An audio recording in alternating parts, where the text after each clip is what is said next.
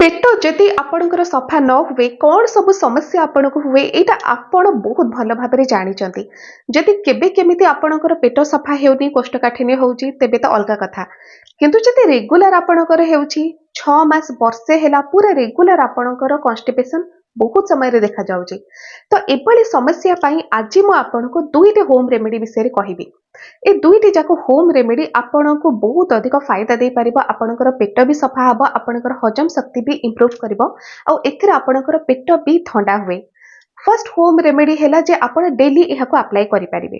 second home remedy हेउछि सप्ताह को केवल थोरे एहाको आपण अप्लाई करिवे आ देखिबे केते भलो भाबरे आपणकर पेट सफा हे जाउछि पुरुना रो पुरुना मैला आपणकर बाहरी जाउछि तो आसंतु फ्रेंड्स स्टार्ट करबा आजिर ए वीडियो आ जानिबा कोन से होम रेमेडी केमिति एहाको आपण माने प्रिपेयर करिवे फ्रेंड्स फर्स्ट आमे स्टार्ट करबा सेही होम रेमेडी रो जोटा कि डेली आपण अप्लाई करि पारिबे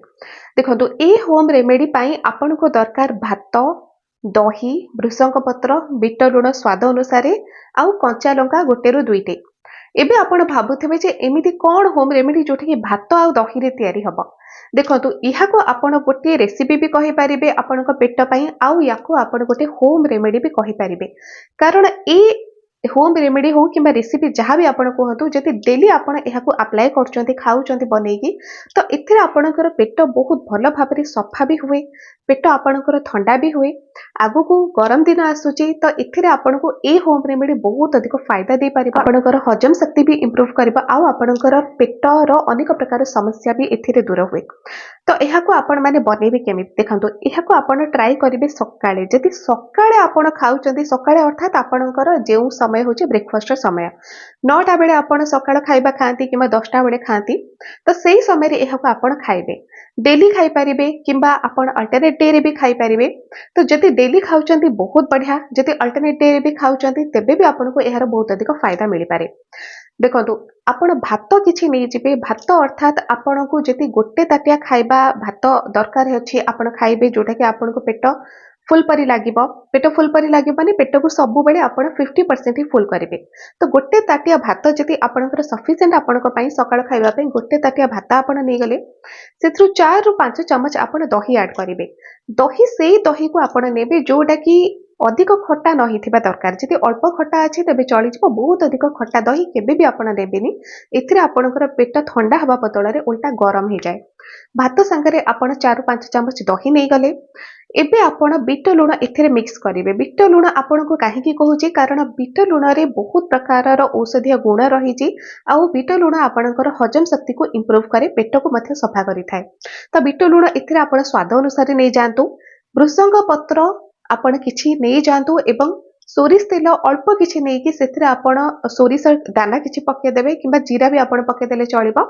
भृषंग पत्र रे टिके छुंको करि दियंतु दुईटी कंचा लंका सेथिरे पके दियंतु आ सेही जहा आपण छुंको करले ताकू ए भात आ दही रे मिक्स करि दियंतु एहाको आपण खाइ देबे सकाळ खाइबारे आ देखिबे थरे दुई थर खाइबा परे ही आपणको पेटर पूरा मैला बाहरी जाउची पेट बहुत भल भाबरे आपणकर सफा हे जाउची आपणकर पेट एथिरे ठंडा भी हबो दही रो बहुत सारा फायदा आपणको मिली परिबो जेमति कि दही रे थिबा कैल्शियम आपणको मिलिला विटामिन डी आपणको मिलिला विटामिन बी कॉम्प्लेक्स आपणको मिली जाउची प्रोटीन भी दही रे बहुत अधिक थाई तो प्रोटीन भी आपणको एथिरे मिलिला आ दही रे गुड बैक्टीरिया अछि तो गुड बैक्टीरिया आपणको पेट को जिबा परे इंटेस्टाइन रे थिबा गुड बैक्टीरिया मानकर संख्या वृद्धि पाए इत्ते सब फायदा आपणको ए होम रेमेडी टी दे पारिबो आ खाइबा को तो बहुत अधिक टेस्टी आपण माने जानि पारथबे निश्चय जे दही जेहेतु आ भृषंग पत्र रे आपण माने इतरे छुंको करूचंती तो आहुरी टेस्टी लागिबो एबे भी गोटे प्रश्न रहिला जे सकाळु भात खाइबाटा समस्तक पाखरे संभव होएनी कारण सकाळु प्राय तो रुटी पहला किबा पिठा हे जाउची आ भात रोसेटा प्राय अनेक लोकन को घरे होउनी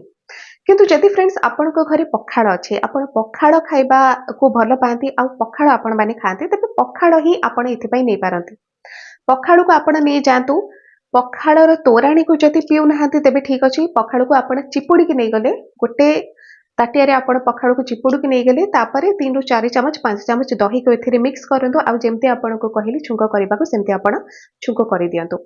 तो एहा को जते बेले रेगुलर आपण खांती जहाँ जहाँ आपण को कहिली फायदा से सब फायदा तो मिली परिबा